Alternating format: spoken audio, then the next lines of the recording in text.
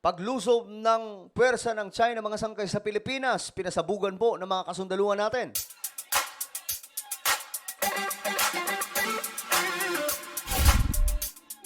Alright guys, tingnan po natin mga sangkay itong ganap ngayon sa ating militar.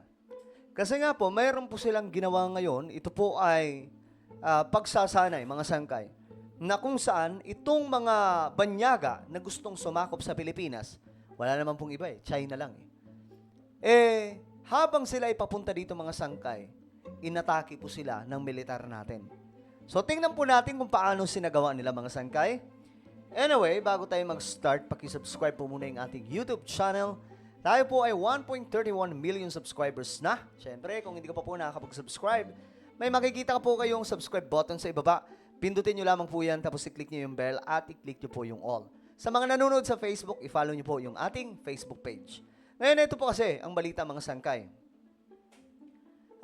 Mga dayuhang lumulusob daw sa bansa, pinasabugan ng Philippine Marines.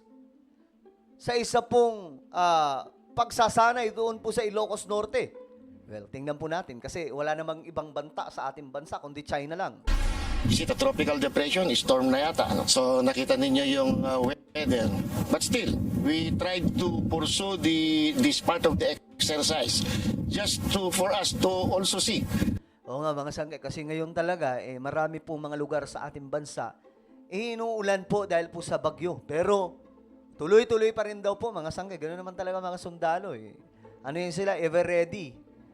Rain or shine, may bagyo man o wala, talagang andyan po yun sila gumagalaw. Na talagang come hell or high water, we can perform.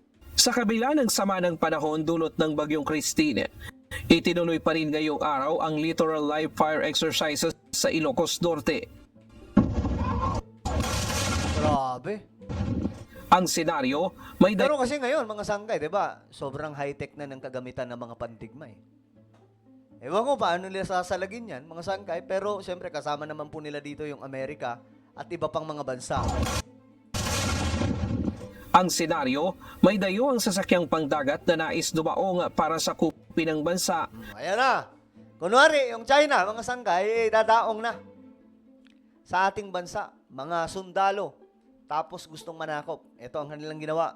Kaya bilang last line of defense sa dagat, para hindi umabot sa Pampanga ang mga kalaban, didepensa ang Philippine Marines gamit ang kanilang mga assets. The drill is to prevent this inward vessel to be within our territory. Kaya your Marines, your armed forces responded by preparing the guns, and when it was confirmed that indeed it is an aggressive vessel, we fired yan. Pero ewan ko kung kakayanin kung ganyan lang, medyo, ano yan mga sangkay makaluma pa di ba? Ngayon kasi masyado na pong mga dekalibre na kasi yung mga kagamitan, biruin nyo mga sangkay. Halimbawa na lang yung digmaan ng Ukraine at Russia o kaya Israel. Mga drone, mga sangkay yung lumulusob.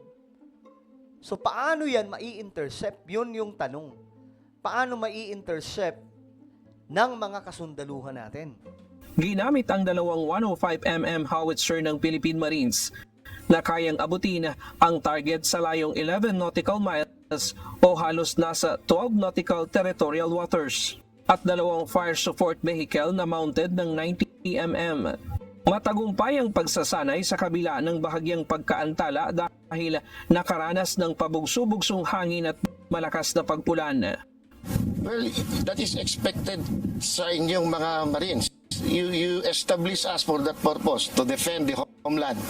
Okay, so while there is no crisis yet, and we hope there will be no crisis, we have to prepare. We have to be ready for any eventuality.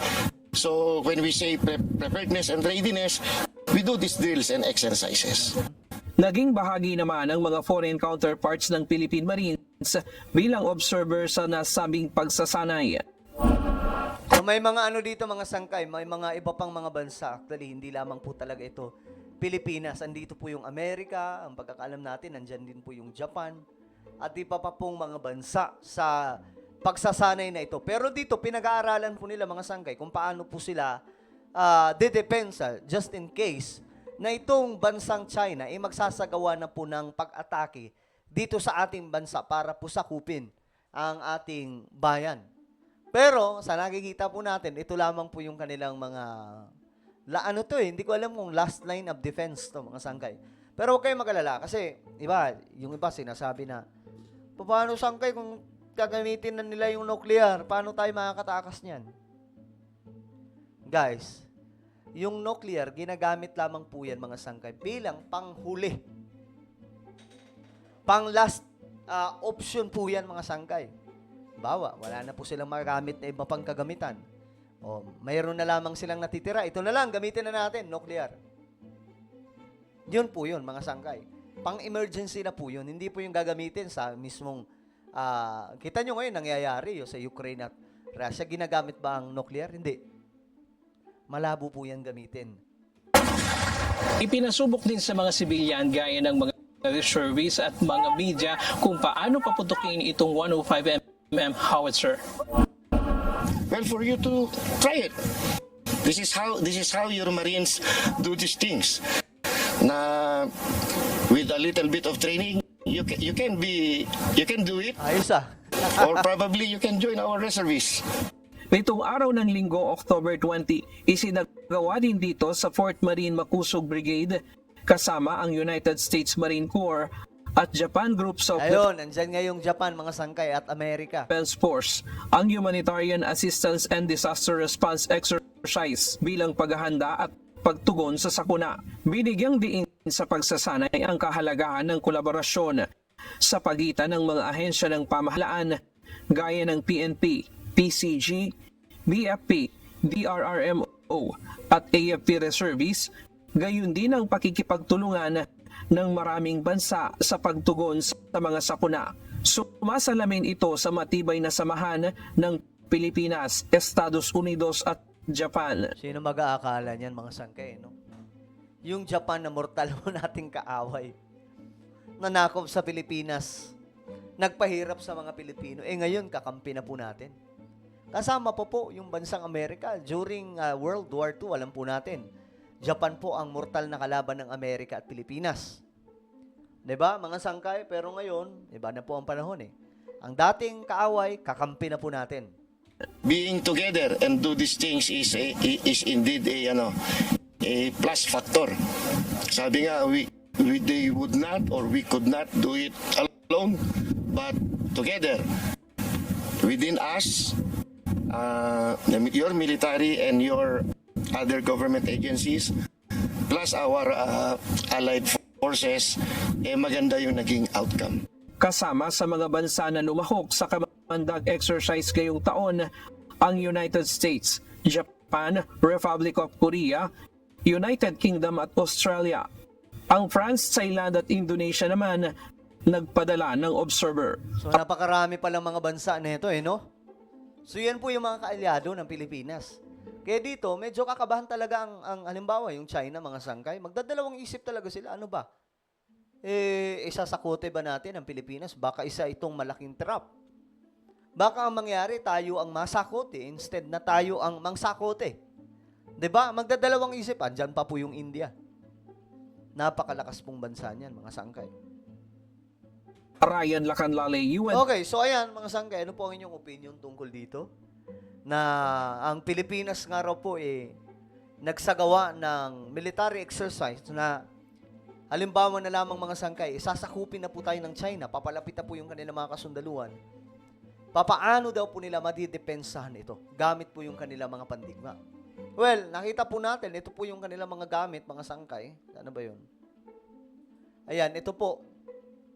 Yung mga nasa frontline nila, na habang malayo pa raw po yung mga kasundaluhan ng China, papaulanan na po nito para hindi po makadaong sa ating teritoryo.